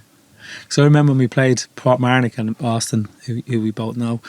I remember Austin when we were at the AOL, he said, we used to hate going up to playing by Mike and Road. And I said, there's nothing better. We like hearing because we used to have hundreds playing. And I mean, we beat them 3-0 twice in Benmadigan and 3-0 out the AOL. So we beat them 3 times, 3-0. And they would have been star-studded. But like that, we used to play 3-4-3. Like we pushed Robbie up and whoever's on the right wing, and it meant they weren't able to play through Craig Bolton, and they had to go long, and we had Desi in the middle, with Steo, and John Shannon, 2 of those 3. Not many players going to beat them. Desi Lynott as well, playing for Inchicore, do you remember?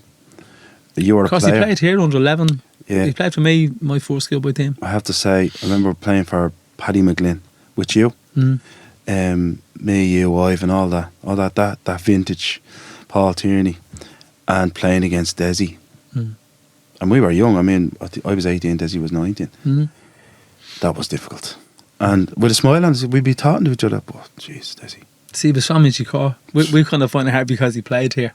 And yet plays in all the matches for Brian. Every Brian plays well. Match a gentleman. A gentleman. Yeah. And he's doing a few coaching matches as well, which is great because he's, Desi played for me across numerous ones and obviously has an Oscar trainer medal as well, which was good for him.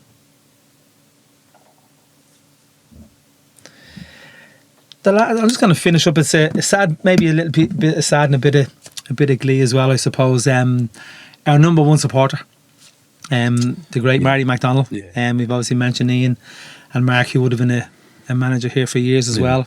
And as I said in the podcast, Marty knew all the secrets. She did. Because Marty was in the back of the car with me and Anto. So me and Anto drove out and Marty would be sitting there. I'm sure she didn't understand half what we were talking about. Just as well. She was a lady. Was it a glass of Heineken? was it? No, it wasn't Heineken. It was Carlsberg. Maybe it was one of them.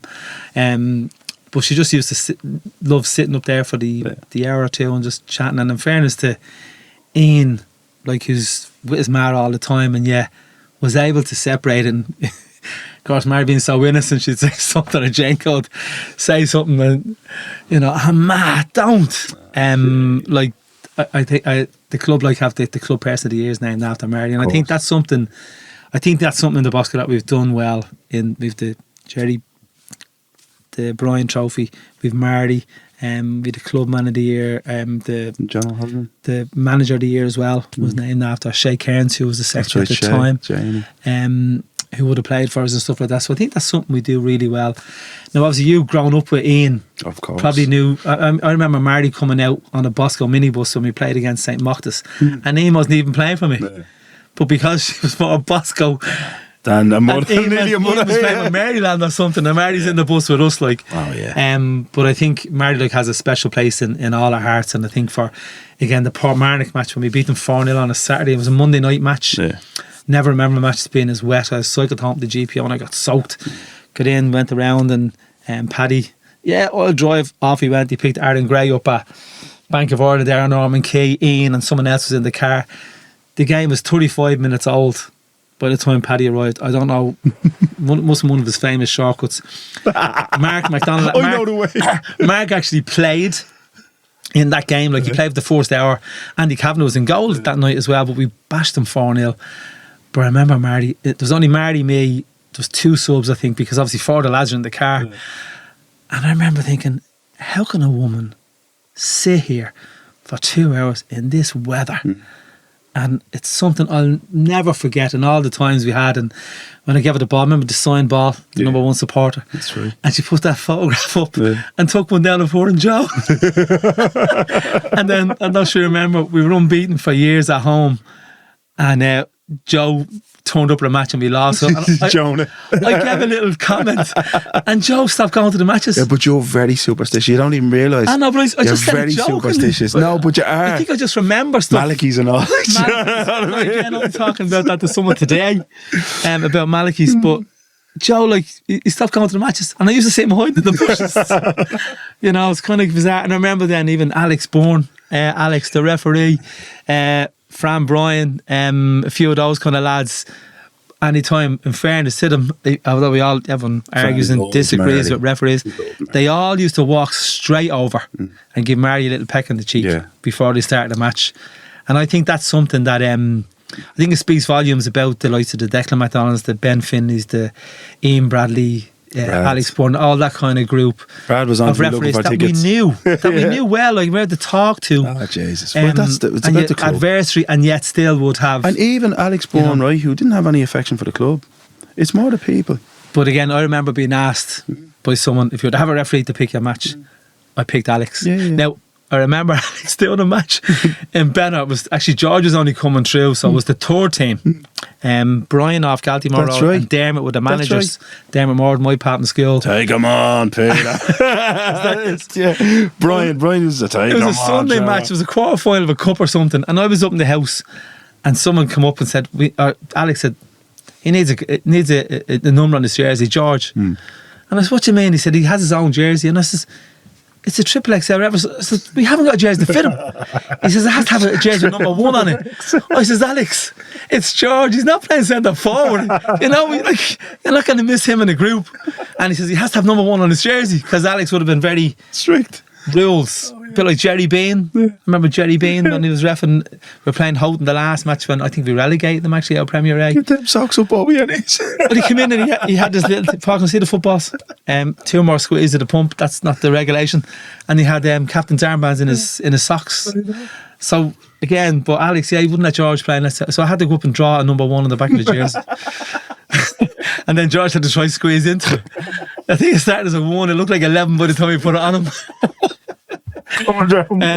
But I think, look, as I said, it's great chatting to you. It's great catching up with you. It's great just rambling on, mentioning all the lads that who've been, and I'd always say it, the best 300 friends I have in the world I've met through football, and the best 250 of them I've met through St John Bosco Football Club. Well, I would say to you, to count it, obviously, it's always, we talk more than, I mean, this is not a one-off for us, but for you, I mean, your friends are all over the game, all over the world, but your family is St John Bosco, and everybody acknowledge. I know you pulled up trees at Ballymun. You built that young team. They won trophies. I know it didn't, on paper, didn't work out for you, but it did really in terms of what went through. And you know that, and everybody in football knows that. What you've done with the FEI, what you've done with UEFA, what you continue to do in your career, but your family is always here.